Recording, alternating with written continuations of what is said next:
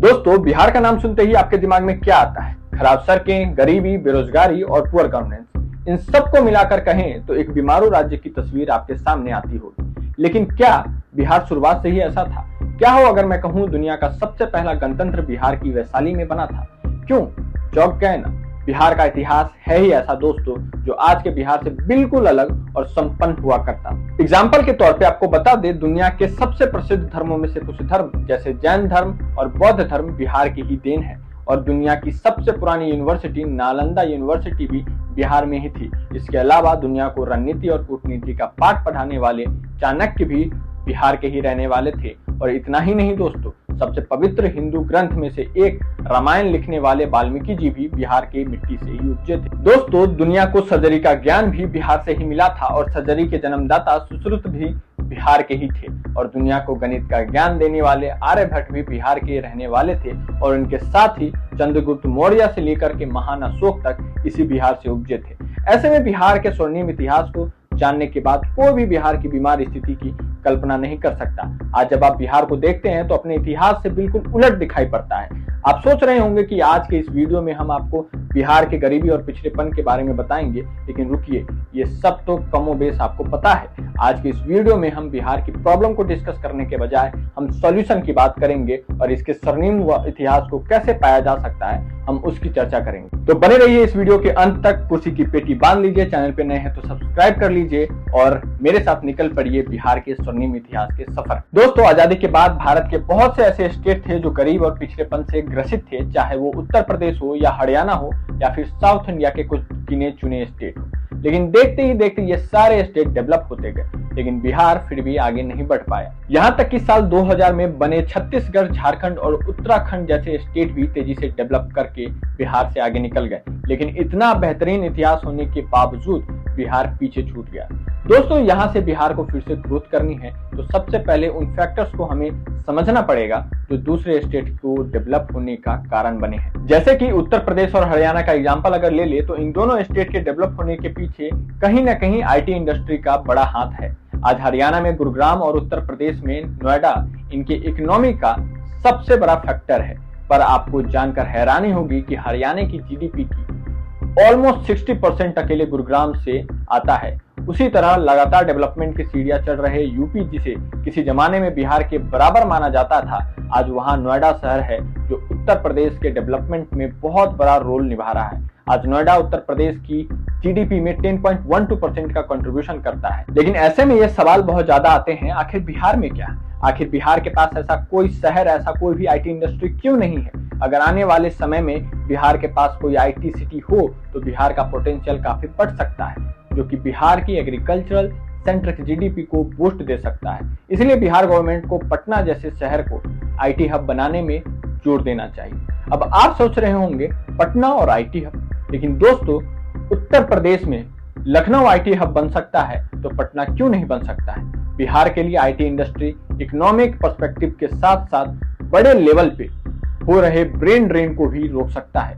दोस्तों, बिहार की पॉपुलेशन का एक बड़ा हिस्सा नौकरी की तलाश में बेंगलुरु, मुंबई, गुरुग्राम और पुणे जैसे शहरों की तरफ पलायन करता है। इससे बड़ा मैन पावर जो स्टेट को ग्रोथ को पुश कर सकता था, वो दूसरे स्टेट में अपना भविष्य तलाश रहा है।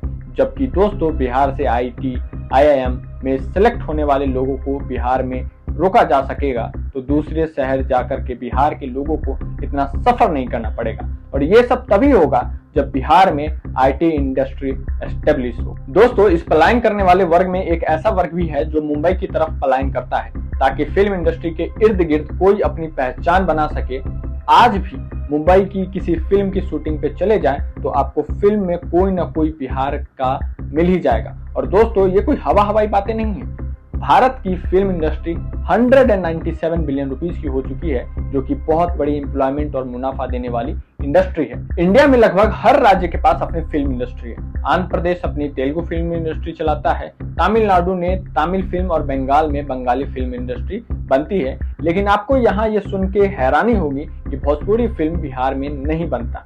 दोस्तों, नोएडा में जब हम आईटी हब की बात करते हैं तो यहाँ मौजूद फिल्म सिटी को इग्नोर नहीं कर सकते हैं। देश के सभी बड़े न्यूज चैनल आज नोएडा फिल्म सिटी में हैं, जिसे उत्तर प्रदेश के यूथ को जॉब मिल रही है और साथ ही साथ उत्तर प्रदेश के इकोनॉमी का बड़ा हिस्सा भी इंडस्ट्री के मदद से ग्रो कर रहा है। वहीं बिहार के यूथ को इस इंडस्ट्री में अपनी किस्मत आजमाने के लिए मुंबई की तरफ रुख करना पड़ता है, क्योंकि भोजपुरी सिनेमा इंडस्ट्री भी वहीं से बेस्ड है और इससे ना तो फायदा स्टेट को हो रहा है और ना ही बिहार के लोगों का।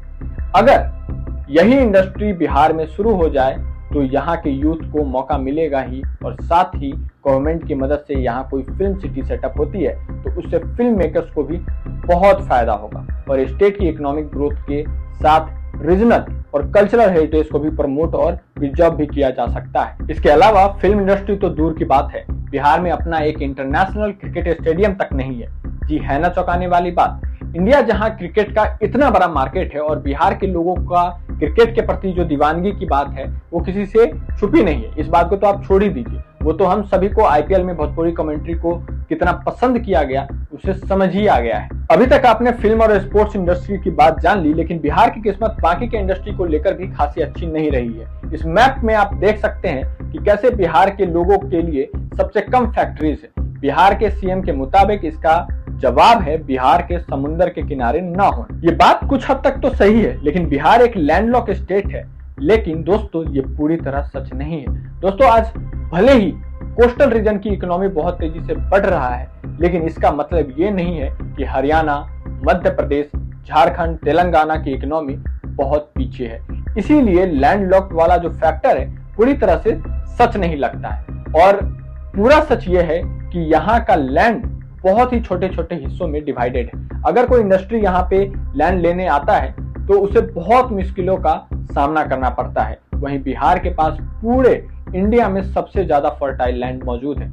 इसी वजह से कोई भी अपनी जमीन इंडस्ट्रीज को नहीं देना चाहता। ऐसे में जरूरी है गवर्नमेंट लैंड अलॉटमेंट का जिम्मा अपने सिर उठाए और ये मेक श्योर करे कि बिहार की इंडस्ट्री में इन्वेस्टमेंट हो सके। दोस्तों इसके साथ ही बिहार में एंटरप्रेन्योरशिप को प्रमोट करने के लिए नए रास्ते बनाए जा सकते हैं। बिहार से बहुत से बड़े नाम और चेहरे निकले हैं, लेकिन कमाल की बात है ये सब बस निकले हैं। बिहार के लोग अपने हार्डवर्क के लिए जाने जाते हैं। ऐसे में बिहार के यूथ को मौका दिया जाए अपने ही राज्य में अपने ही राज्य के लिए कुछ बेहतर करने का, तो इससे स्टेट की डेवलपमेंट में बहुत बड़ा उछाल देखने को मिलेगा।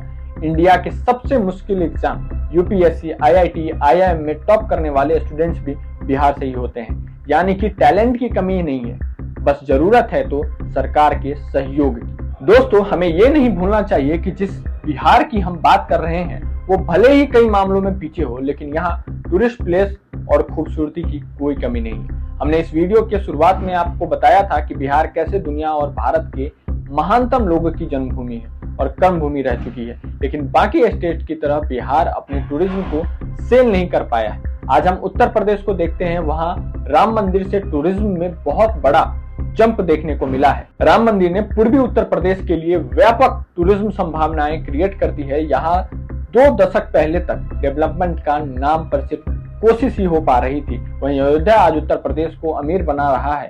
बिल्कुल इसी तरह टूरिज्म सेक्टर बिहार के लिए मेजर रोल प्ले कर सकता है। अगर बिहार सरकार अपनी टूरिज्म प्रमोशन और स्टेट को सेफ बनाने पे फोकस करे तो बिहार बौद्ध, जैन और सिख समुदाय के अलावा नालंदा, विक्रमशिला, गया और भागलपुर जैसे जगहों के साथ एक बेहतरीन टूरिस्ट स्पॉट बन सकता है। Work on agriculture reforms, good governance and social issues. दोस्तों ये तो रही टूरिज्म की बात, लेकिन अगर हम बिहार के कोर में जाएं तो बिहार को एक बड़ा इकोनॉमिक बेनिफिट उसका एग्रीकल्चर सेक्टर भी दे सकता है। बिहार की इकोनॉमी ने उसके खेती का एक बड़ा योगदान रहा है। ऐसे में बिहार, हरियाणा और पंजाब जैसे स्टेट से एग्रीकल्चर रिफॉर्म्स के बारे में प्रेरणा ले सकता है। बिहार के पास उपजाऊ जमीन है जिसे वे एक साल में 3 फसल ले सकते हैं, और ऐसे में सरकार एग्रीकल्चर रिफॉर्म्स ले आती है तो और मॉडर्न फार्मिंग टेक्निक को अपना लेते हैं तो बिहार अपने किसानों के साथ अपनी इकोनॉमी को बूस्ट करने में भी हेल्प कर पाएगा। इरिगेशन फैसिलिटीज, क्रॉप डाइवर्सिफिकेशन और मार्केट लिंक वेजेस क्रिएट करके सीधे किसानों को फायदा पहुंचाया जा सकता है, क्योंकि आज बिहार के जीडीपी का 20% हिस्सा